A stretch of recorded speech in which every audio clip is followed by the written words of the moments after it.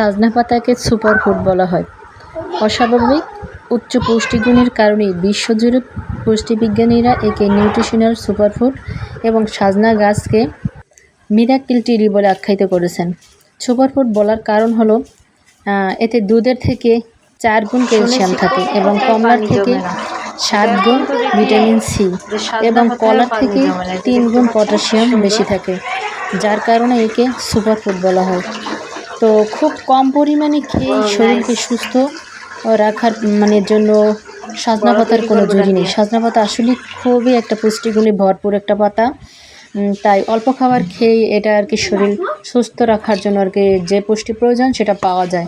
তাই আমি আজকে সাজনা পাতা দিয়ে আপনাদের সাথে বড়া তৈরি করে দেখাচ্ছি। তো আমি বড়া তৈরি করার জন্য আপনারা ইতিমধ্যে দেখতে পেয়েছেন সাজনা পাতা, সেটা ধুয়ে পরিষ্কার করে নিয়ে আসছি। তারপরে মুসার ডাল ভিজিয়ে রেখেছিলাম, সেটাও বেটে নিয়ে আসছি। এখন এই যে দেখতে পাচ্ছেন আমি যা যা নিয়েছি সবগুলো এই যে একত্রে মিক্সড করে নিয়েছি। সাজনা পাতা, তারপরে মুসার ডাল বাটা, হলুদ গুঁড়া, মরিচ গুঁড়া।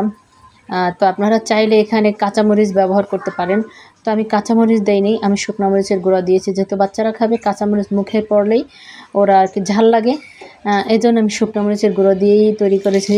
অল্প পরিমাণে ঝাল দিয়েছি যাতে বাচ্চারা খেতে পারে। তো দেখতে পাচ্ছেন আমি বড়ার শেপ দিয়ে সবগুলো কিন্তু একসাথে তৈরি করে নিয়েছি। এখন আমি এটা কড়াই ভাজার জন্য দিয়েছি, তেল আগেই দিয়ে দিয়েছিলাম, তেলটা গরম হয়ে গেছে। এখন আমি মিডিয়াম আঁচে এটা ভেজে নিচ্ছি।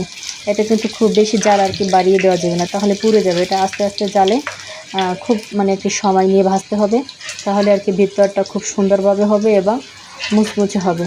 তো আমি এটা ভেজে নিচ্ছি।